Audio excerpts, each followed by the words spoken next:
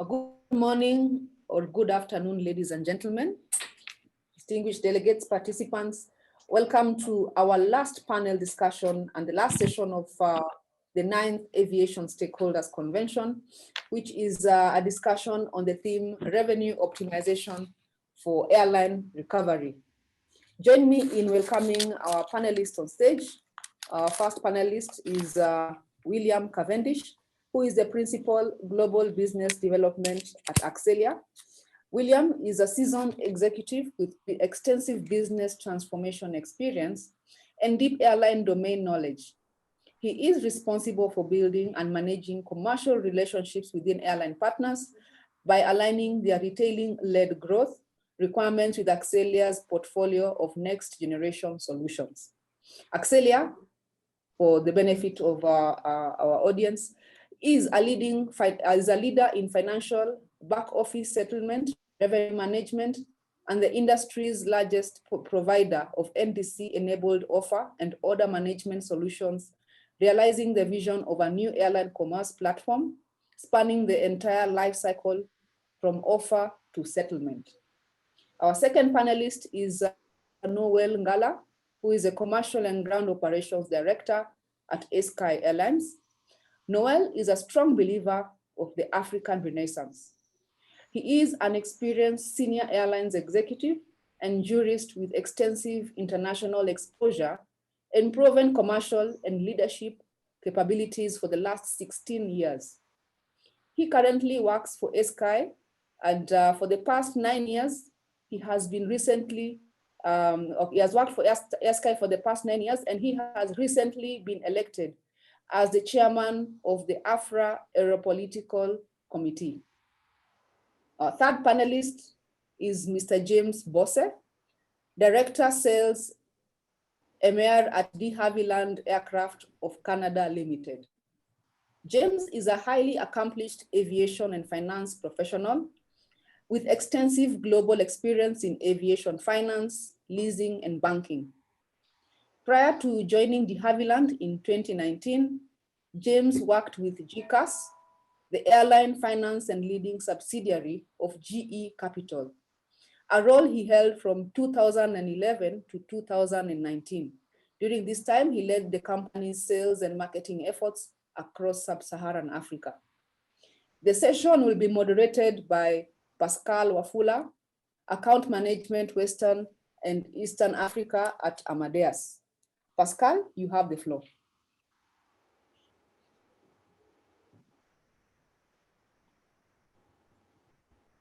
Thank you very much, Maureen, for the kind invitation session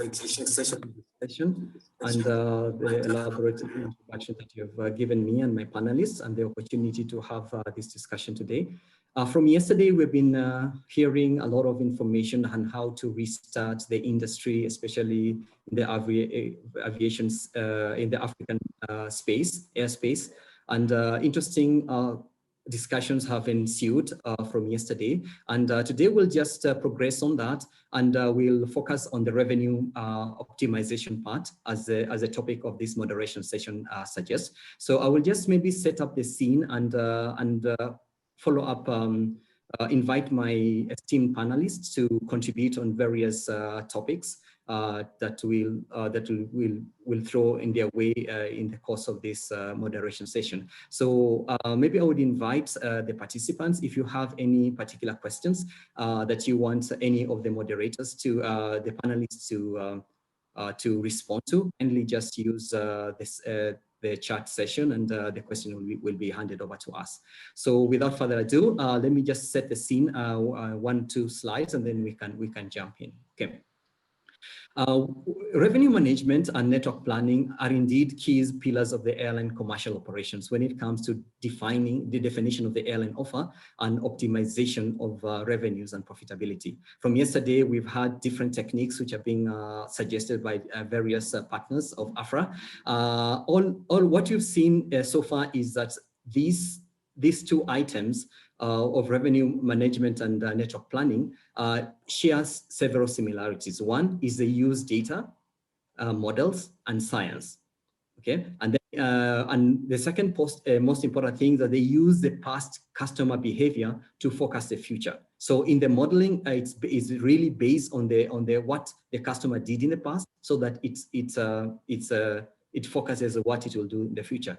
Now, over the years, of course, the industry and the technology has been reinvented to respond to the various changes that the airline business has been exposed to over the years. However, this recent crisis that we are still struggling to get out of is quite different. It's just because of the pure scale of it, both from a geographical perspective and the in-depth perspective. Okay, so this crisis definitely presented a whole deeper challenge to the revenue management and optimization, because months of canceled flights left holes in the historical database, which is a key.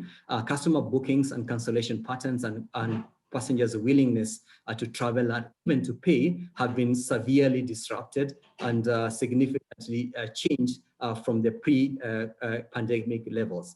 So there is definitely a certainty about the future of the customer demand, because how to predict that is a challenge.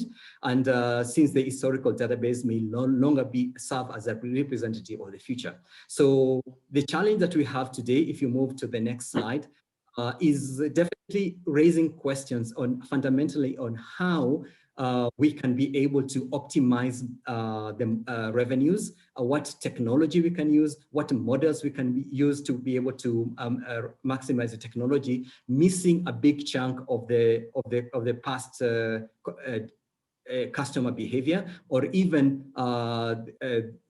in terms of the science that was there yesterday, maybe today may not be applicable. So if you move, Maureen, to the next slide, if you may, please.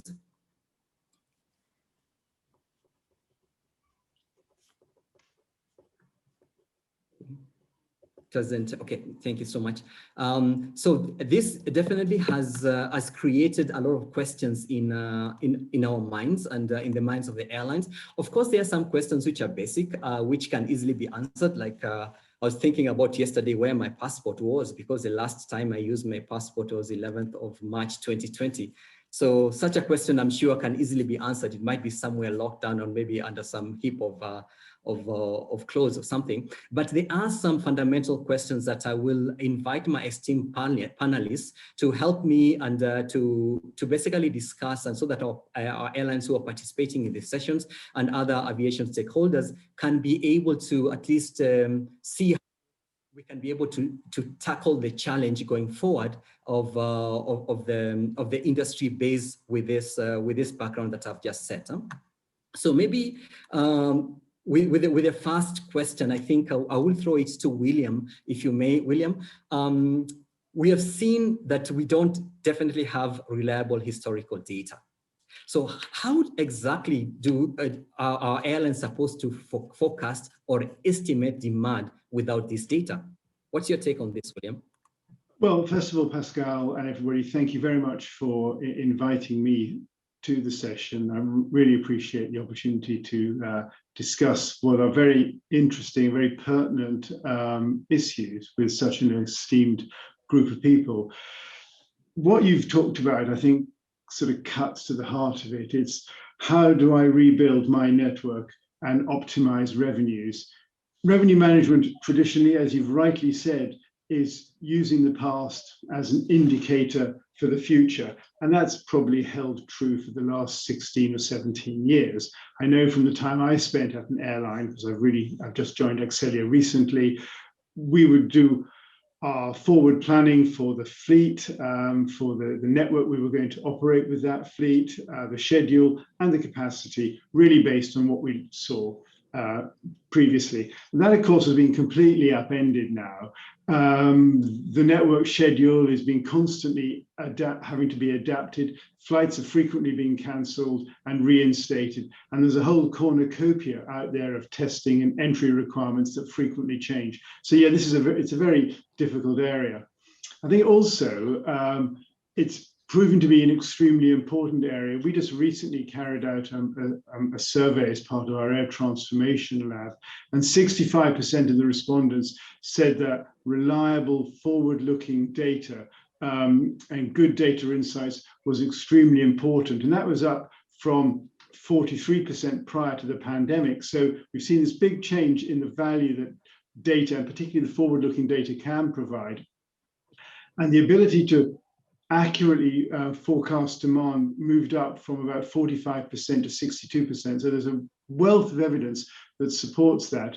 And these traditional revenue management principles of decision making that we've talked about based on historical data sources such as revenue accounting, booking data, they're still very important, and you still have that data set.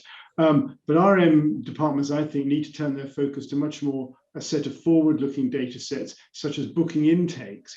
Where are the bookings coming from? Where are shoppers and travelers looking for that data? And I think that's really important as they start to look at it by channel, because that in turn informs an airline's distribution strategy. And inevitably, shoppers are now looking differently for airline tickets and fares. They're probably going to the airline's website, they're probably going to an OTA, because the traditional travel agency industry itself has been significantly disrupted. That actually, I think, creates an opportunity for an airline to get a lot of very useful forward data. And equally, data around things like travel restrictions and local conditions such as vaccination and infection rates are very important, because these are key drivers of demand and are a good indication of volatility. I know from my time at an airline, our booking profile and would change almost instantly when news came out about a government changing the entry rules or the time you had to spend in quarantine. So that access to that forward-looking data is also very important.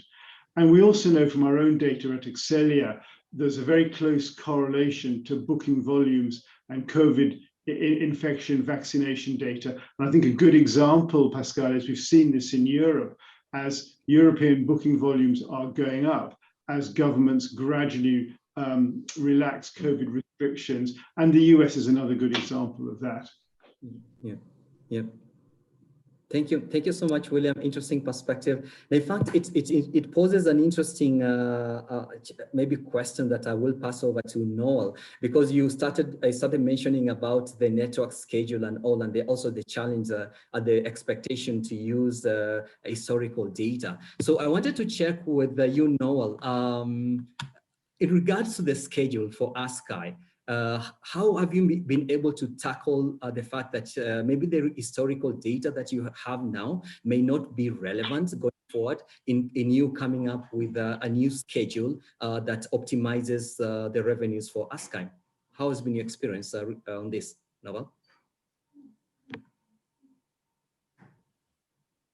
Thank you very much. Good morning to all, and good afternoon as well. Thank you very much, Pascal.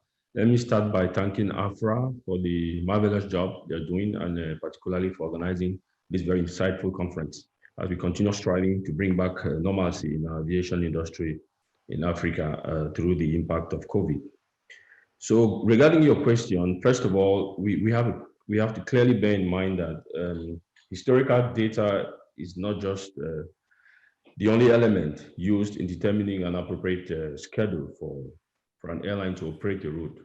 We also have other contributing factors such as the frequency to operate a week in order to provide the market with the multitude of options and the days of travel, arrival, and the departure time of the schedule, the cost of operating that schedule, and even the airport, the slots, the procedures, current procedures, the protocols, changes.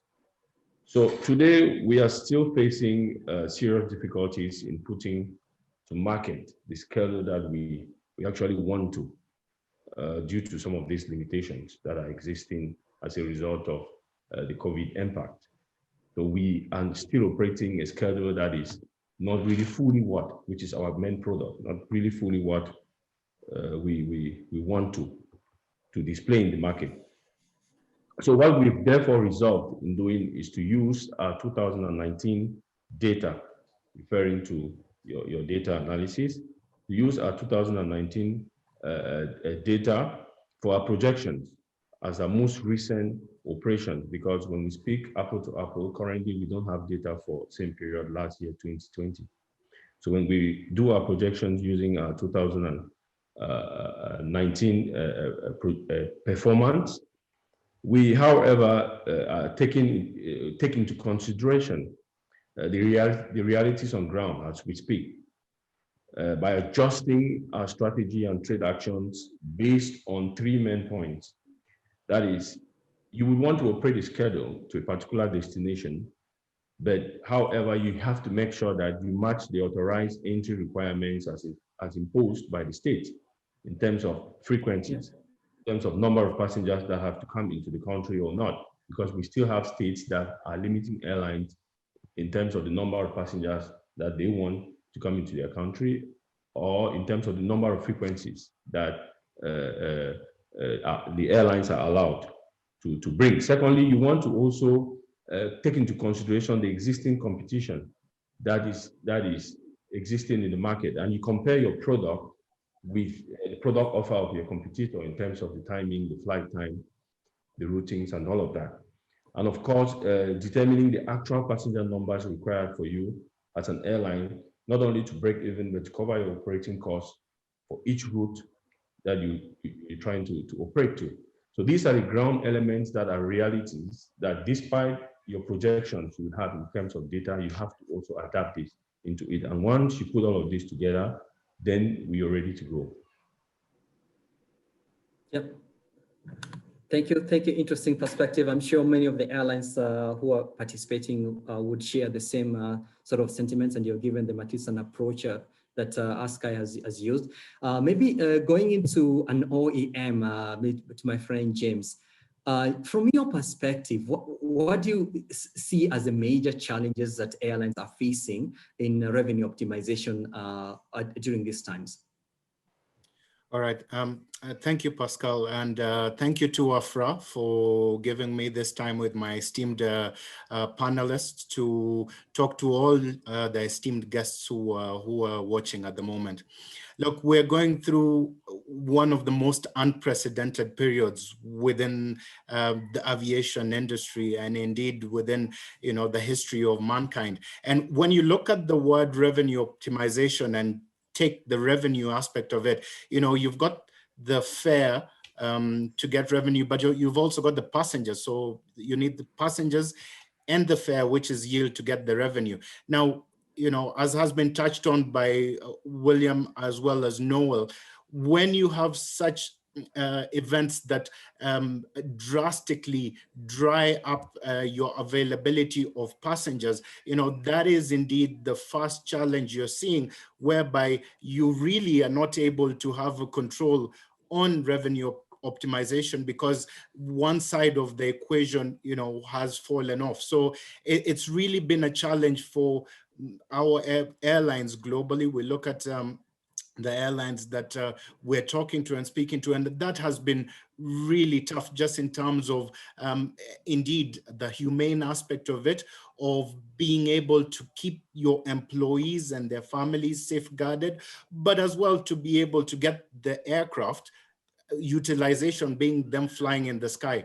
I think talking about the aircraft, it brings me nicely into the other aspect, which has really been a challenge, which is right sizing of equipment, especially during such a pandemic.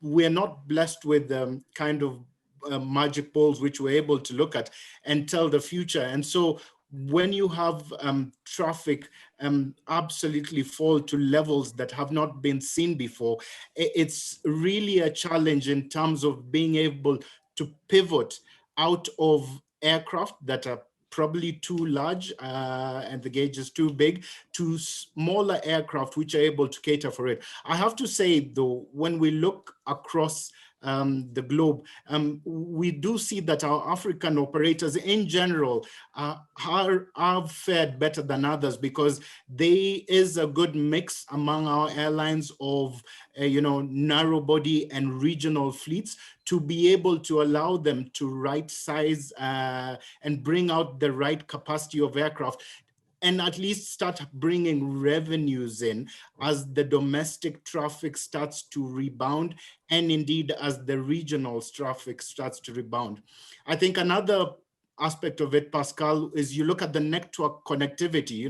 That's been a big challenge, capturing the local point-to-point traffic, as well as looking to augment that by connecting the international flows. Again, that has been a huge challenge and requires airlines, to really think outside the box on how they'd augment their revenues. And I think a last one for me, would be ancillary revenues. It's one that we really don't talk about, but, ancillary revenues are another key part of the business model. And a big challenge during such a pandemic is, how do you maximize your ancillary revenues to augment your dwindling passenger revenues that you've traditionally relied on? Yeah. Thank you for your input, James. Interesting concepts, and I think we'll pass some of them via the only airline that you have in the panel to Noel to be able to respond. But before I do that, maybe to jump into maybe some proposed solutions or way around out of this, because we have all highlighted the issue at hand. Maybe I started off with William. William, buzzwords like AI and machine learning has been dropped in the past as a possible savior on different issues. But do you think these technologies would contribute to any solution going forward in the areas of revenue optimization coming out of the pandemic? What's your take on that? Well, thank you, Pascal. So my thoughts are that new technologies certainly have a role to play, but, and there's a big but in all of this, and that's given the current state of airline finances and the devastation that the pandemic has caused to staffing levels in airlines, the ability to invest and then to turn that investment into a usable capability really has to be a consideration. Airline executives are being incredibly cautious on where they put their money. So while, in a period when airline revenues were up and volumes were huge, there may well be some stronger cases for capabilities like artificial intelligence and machine learning. I think people are going to be a lot more cautious about wanting to invest in these new capabilities now. I would also think that business benefits can be realized from improving existing practices. We talked earlier on about seeking new data sets, forward booking profiles, and James's very good point about ancillary revenues, and Noel's remark about thinking more carefully about schedule capacity and load factors. You can use these forward-looking data sets, manage your data better, about good data handling practices. Also work with the teams you've got to create more opportunities for exchanging ideas and exchanging best practice amongst your analysts. My feeling is there's still an awful lot of capability in organizations that can be released to drive business benefit that does not require complex and possibly expensive and lengthy technology investments. Maybe I'm talking myself out of a job here, but I believe that actually. And I think realistic.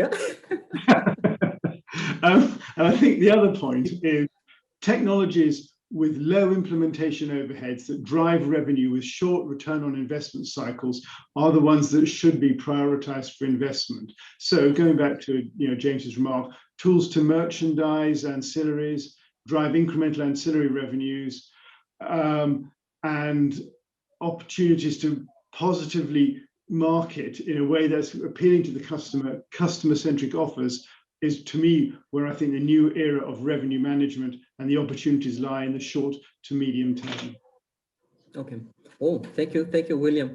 Yeah, I think working with what we have today, maybe with I can jump to Noel now that it has been set with both James and William on the issue of ancillaries revenues, and because let's face it, it has been a reality over the years. The airline yields have been always low. Okay, but I think the crisis, this opportunity has given the industry and us a unique opportunity to now fast track the non-air revenues and anything that would be able to improve the bottom line of the yield. So I wanted to check with William, with Noel, if you can kindly share with us what sort of merchandising techniques have you been using at ASCI, and especially to boost demand, because now we want to get people back to flying, and they need to be enticed to be able to do that. I don't know whether you can share with us any of the techniques or the strategies that you've been using to boost the demand and enhance the loyalty of the customers who of course have not been flying, but they want to also feel still they are part of your customer base, and of course maximizing your revenues. What can you share with us, Noel? Yeah, of course, revenue is very key for the airlines because it's something that makes the airline actually function. So the airline managers, and especially the commercial team, they have the responsibility to ensure that they meet the revenue required, especially the revenue targets, to make sure that the airline continues to be sustainable. So that search goes all across board and in every aspect. So apart from our passenger market, we also are seriously engaged in cargo, in charter flights, and in other ancillary revenue streams to enable us to increase our revenue. Today, across our region, we operate a part of COVID as a result of the COVID impact. Apart from during this period now, we are also experiencing some low season. It's a low season period for us because we have the holidays and also the Ramadan feast, which normally people don't travel. So we need to push using merchandising techniques and all other different aspects to make sure that we maintain our revenue streams. And we've therefore put in place some promotions. These are normal tactics and aspects which we put in place. Incentives on trade for both the passengers and the trade partners like travel agencies to boost demand and to push people to travel. These promotions and incentives are designed specifically based on the segments. You have those that are targeting passengers themselves in terms of the pricing, the luggage. You have those that are targeting our partners, travel agencies, in terms of commissions and in terms of those actually in the travel agencies doing the selling. And then also, we also do have put in place a customer loyalty program to enhance loyalty to our customers, to make sure that we give them additional miles, for example, during this period, to encourage them to use them when we get back to normalcy, and also additional using our frequent flyer program and additional activities like upgrades to improve our revenue streams. So this, in a total, is a kind of package that during this period, we try to push them, we try to push these activities to make sure that we increase and maintain our demand and revenue. Thank you, Noel, for sharing that interesting insights. I'm sure our airline partners who are in the session will also borrow from that. Maybe moving to James. Now, as the airline restart their operations, maybe can you share from your perspective what sort of revenue optimization tactics that they should gradually use as they ramp up their operations to the pre-COVID levels? James? Well, Pascal, as I said, you know, it's been very, very encouraging to see the airlines across the continent think outside the box and really adapt to the current environment we're in, the so-called new normal. You know, and here I would just, you know, pick arbitrarily. You've got, for example, the freighters, you know, the passenger aircraft that now have been converted into freighters, especially now that you've got the huge demand for the importation of the so-called PPEs and other medical equipment, as well, including the vaccines. And you know, we've seen the examples of of Ethiopian Airlines and Kenya Airways, looking to convert their larger gauge wide bodies,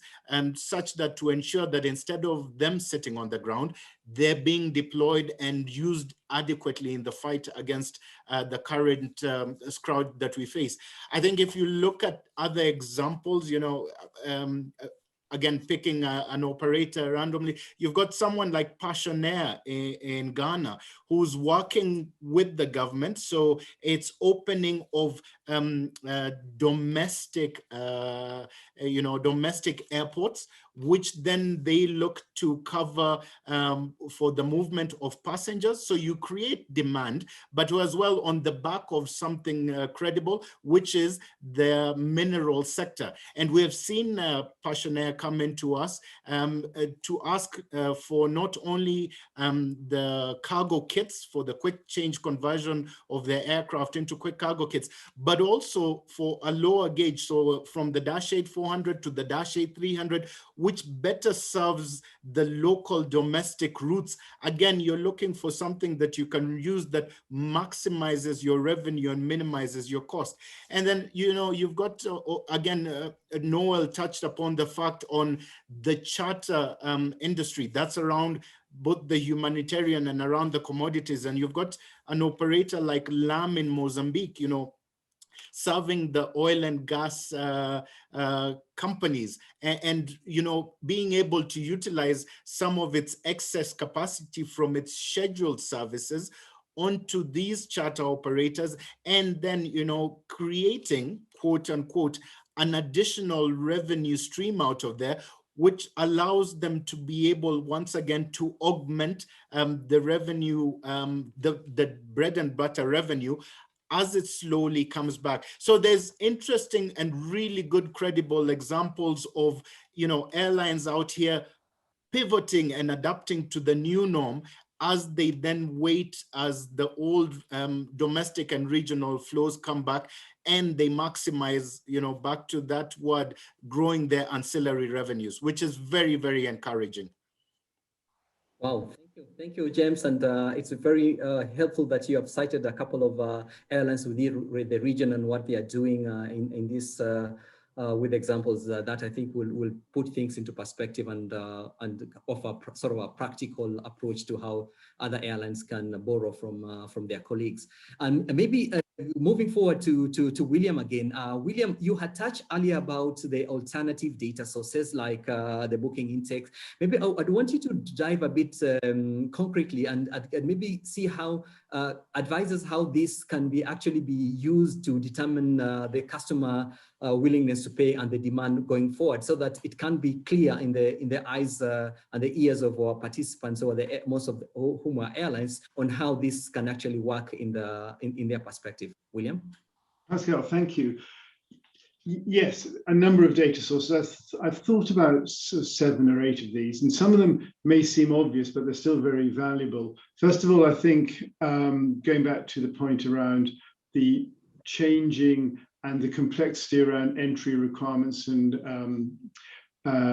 vaccination requirements and quarantine requirements, the IATA thematic data source is incredibly useful, and I've seen airlines use this very effectively to create centers on their websites so passengers can get the information they need to help them make a buying decision. That brings people to the airline website, which then of course starts to give the airline not only information on where people are interested in going to, but it also gives them that shopping and booking data early on, that forward-looking data, because more and more of it's coming to them directly.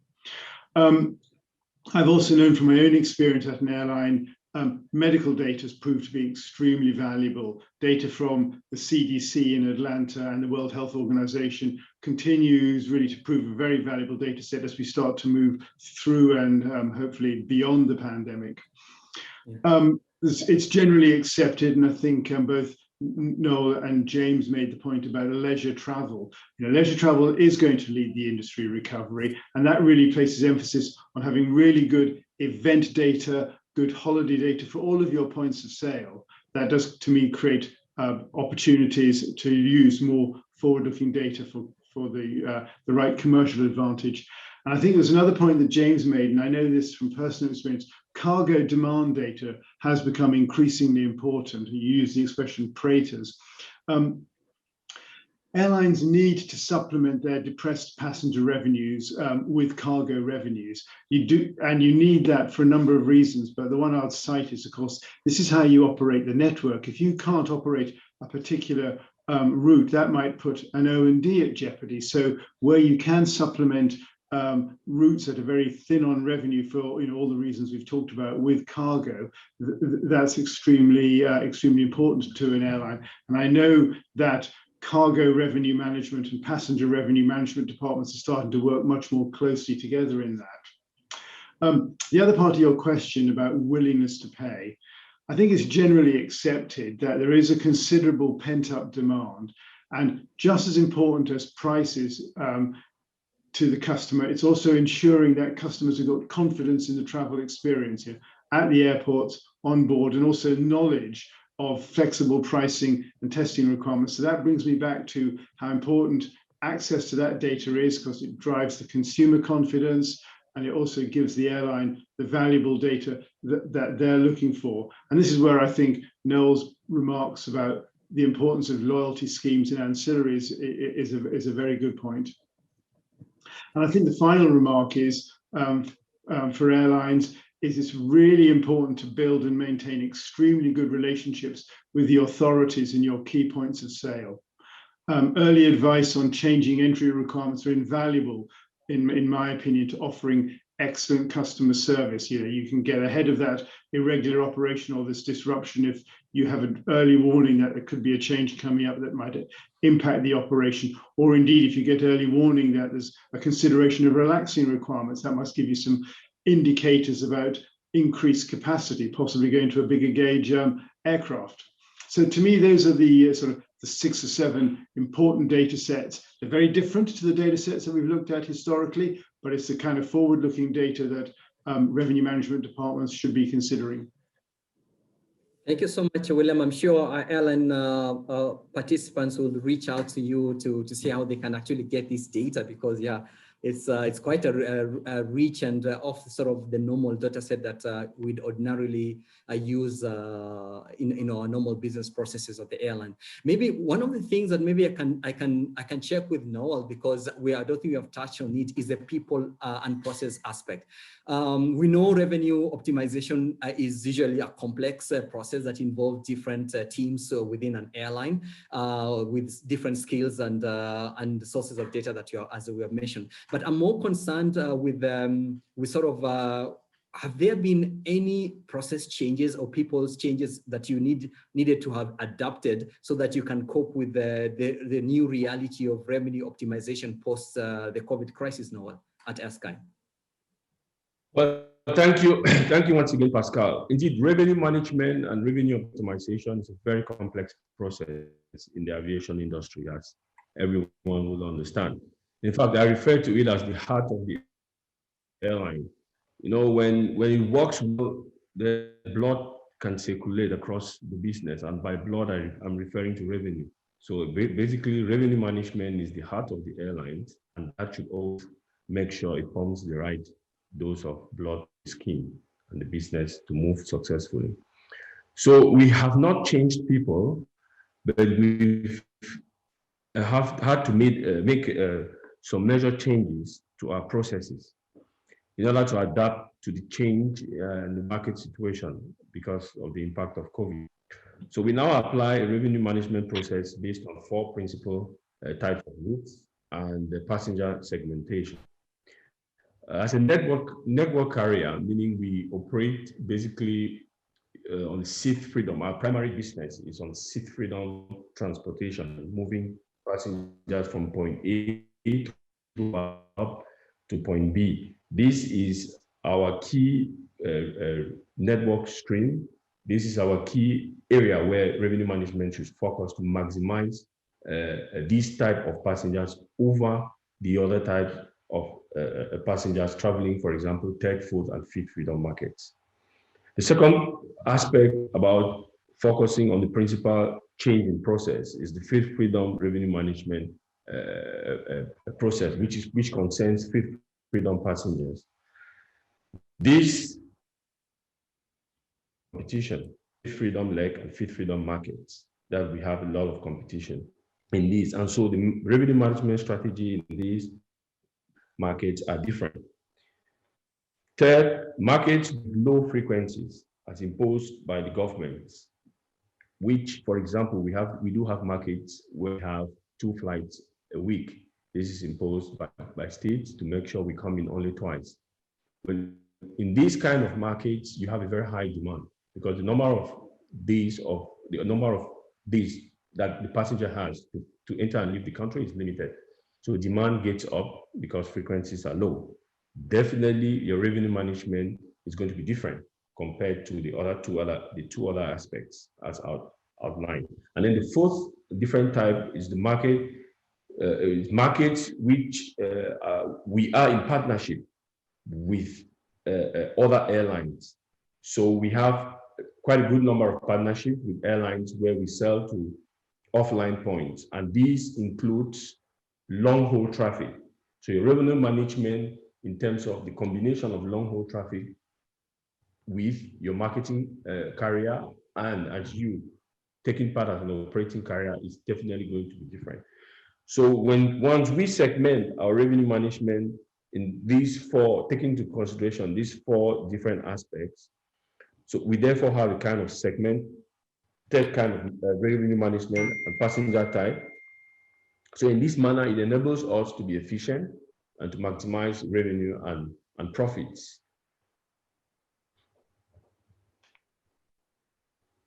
No, thank you so much, Noel. Very, very, again, practical tips and advices or how you've done to adopt different processes within your organization. Maybe from James, coming back to you, just want to hear what sort of initiatives you're coming up with as an OEM to help our esteemed airlines contribute to their revenue optimization in this new normal. James. All right, thank you, Pascal. I think the one thing that unites us all is from looking at the passenger perspective is how can we bring back trust? You look at that side of the equation and how do you get the passenger back into the sky? And the building of the trust is one of the things as OEMs we have to look at and ask ourselves, how can we do it?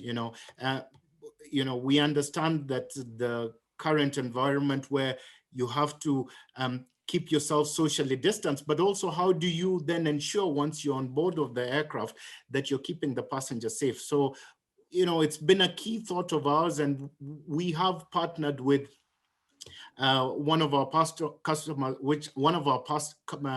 partners, which is Aero Hygienics.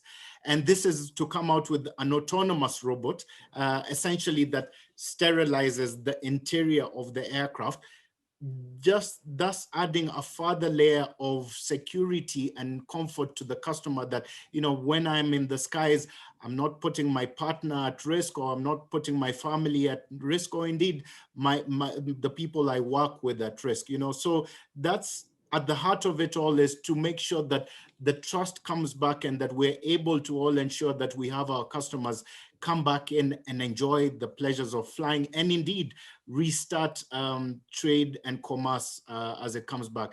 I think the other one that we touched on, is around how do we help our customers capture the trade flows. Now everyone is sat with their digital device and ordering in from whether it's food, whether it's e-commerce, what you need, it's all at the touch of a button.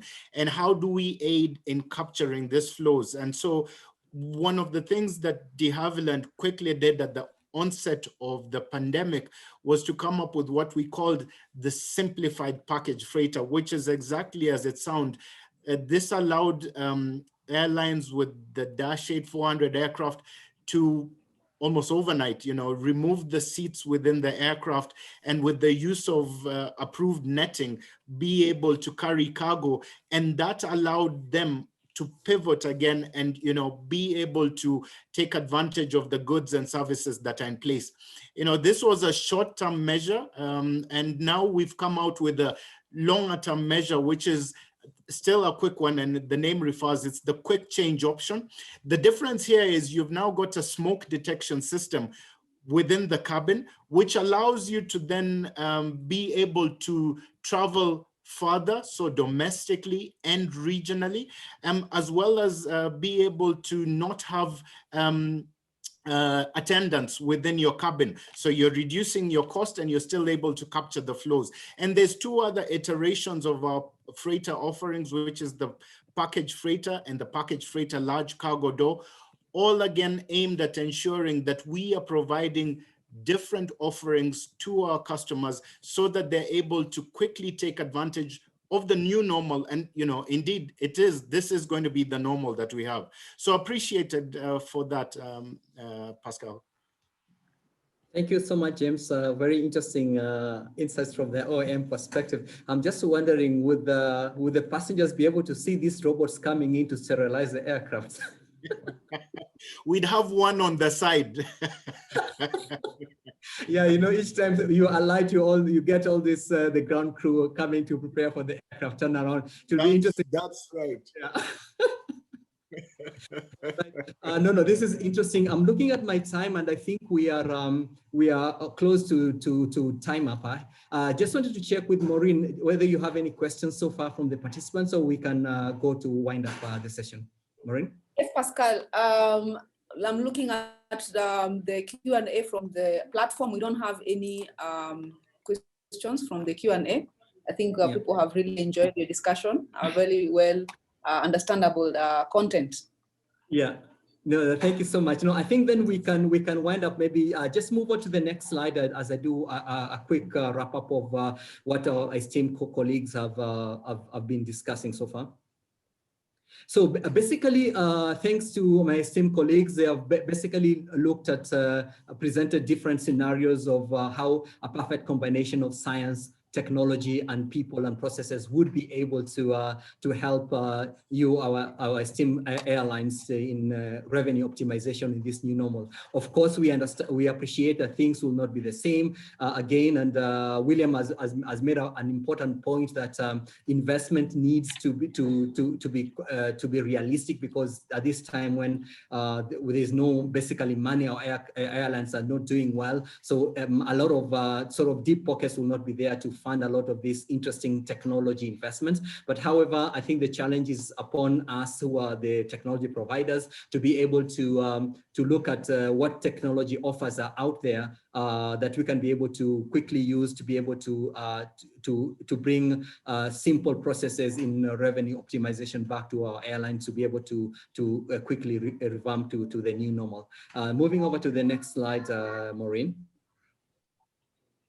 Thank you very much, Pascal, and to our esteemed panelists for this very lively debate on revenue optimization for airline recovery from an airline perspective, from an OEM, and from a solution provider perspective. As we do not have further questions from the floor, and taking from the wrap-up done by Pascal, we come to the close of the panel discussion, and we will be proceeding to the next session, which is the official closing of the convention. Thank you to all participants and esteemed delegates for your participation, and we proceed to the next session.